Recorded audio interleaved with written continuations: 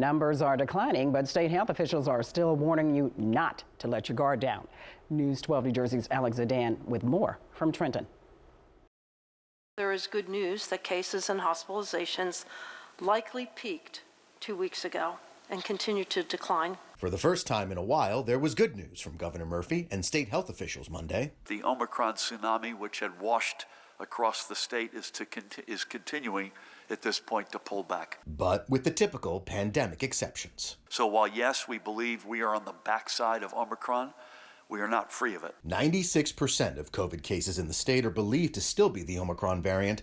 And while the rate of transmission has decreased, there are still over 4,000 people with COVID in state hospitals. Even though these numbers are trending very positively, and they're still higher than anything we had encountered even through last winter's surge and the Delta variant surge from last summer. Cases are down by roughly 2/3 from 2 weeks ago. Commissioner of Health Judith Persichilli saying 39% of those hospitalizations are primarily due to COVID.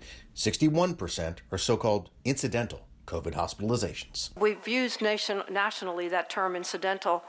We've had that discussion back at the Department of Health that really is not the appropriate term.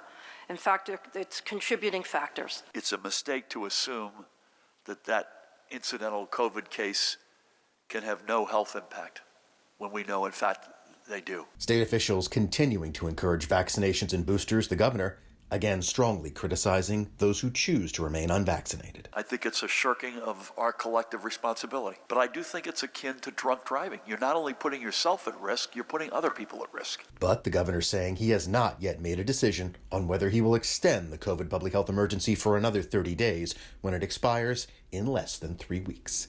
In Trenton, Alex Zidane, News 12, New Jersey.